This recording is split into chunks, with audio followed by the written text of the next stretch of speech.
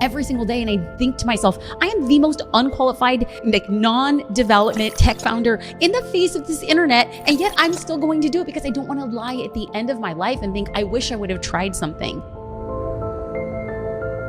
I had no business starting a business, and yet I started one.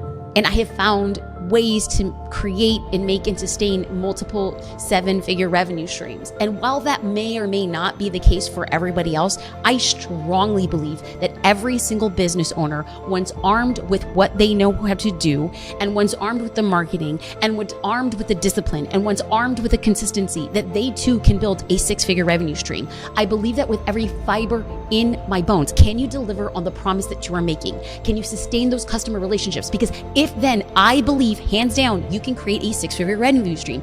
And in America, if you are creating a 6-figure revenue stream, you are in the 1% of the 1%. And I think to myself, as a person who received government issued food and substances, I went to college on the back of government aid. I was the recipient of people's benevolence and taxpayers' money for me to go back and give back to a community. I think to myself that my business has become a passport for me to move entire legacies, industries, timelines, predisposed ideas of who I should be based on my gender, color of skin, or how I was raised. And I'm like, I became the thing that broke the system and the statistic, but I don't think I'm special. I believe everybody can do this. And so on the days that it becomes very hard, I think to myself, you have the passport. Are you going to keep it for yourself, or you can help other people get out too? On the days that are the darkest, I always think to myself, can you help one person get a passport today? And that's the thing that continues to keep me pushing forward. The minute that something was complicated and difficult and impossible, and then decided to go after it, like I thought it was impossible or difficult to ever position myself as an authority to be a consultant. I thought it was impossible. I thought it was impossible to ever create a course, much less create revenue streams of multiple 7 figures in the back of courses. Then I thought it was impossible to create a membership. And then I thought it was impossible to start a tech company. So the earliest part of my career was I want to become a photographer, and then I want to become a successful photographer. And then all of a sudden, the game got really slow. I could predict my income, I could predict the publicity, I could predict the resources, I could predict the connections, I could predict the publications. And when I predicted it, I loved it and I appreciated it, and then I just didn't want it anymore. And if you don't show up in your business loving what you turn over for your customers or your clients, your business is in decline. And I thought, I must show up 100% for the people who hire me. And if I am not, my time has come. And that's when I started to make shifts in my business. My truth and my experience has been, I have to jump higher. I have to show up earlier. I have to be the first person to turn off the light and the last person to turn off the light. I have to make sure that every number is correct and every T is crossed and every die is dotted. The way that I show up is by being consistent, so consistent that people cannot doubt your capacity to succeed. You have to work harder than the average person. And if you accept those terms, you cannot complain about those terms. I have only known success on the back of consistency. Do I think you could be a success without being consistent? Perhaps, if you have other resources and tools that I was never given, but coming from where I am, my perspective has only been consistency, and the discipline has been everything that I have ever gotten on the back of doing it again and again and again. It is what I teach, it is what I preach, it is what I believe. I'm going to give the advice that I heard my 3rd year of business. I was sitting with a group of other photographers who were farther in their career, and I had always found a way, even though I couldn't afford to get educated specifically in the photography realm because there was like very high ticket experiences, I would find a way to leverage what I thought I was good at in exchange. And so I found a photographer in my area. I was living in Los Angeles at the time, and I said, hey, would I be able to go to your event and write a few blog posts about your event?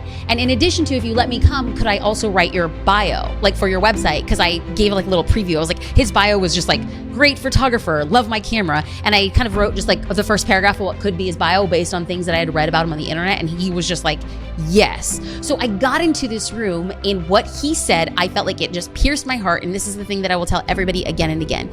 He said, jump and the net will appear. And it was the first time in my entire life that I had ever heard somebody speak so brazenly about taking a risk. Again, who I am now as a risk taker is so different than who I was when I began. And the way that you strengthen that risk muscle is by taking risks.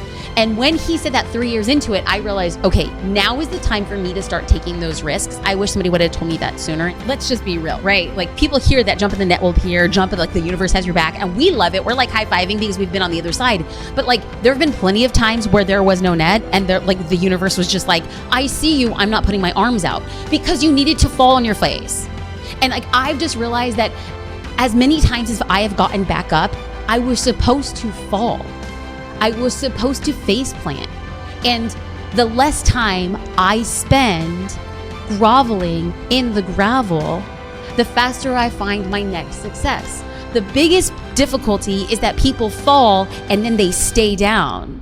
The greatest entrepreneurs are the people who understand that falling is part of the process. So if we just said, I'm going to fall now and I'm going to fall probably another 175 times before the end of my career, if I look around and say, this is normal and every entrepreneur faces this, then yeah, it sucks. And yeah, I took the jump. And yeah, I didn't end up where I wanted to, but do I have the courage and wherewithal to get up again? And if the answer is yes, you're going to be in business. And the answer is no, you're going to go back to your cubicle and live a very predictable life that is not as fulfilling as you once hoped.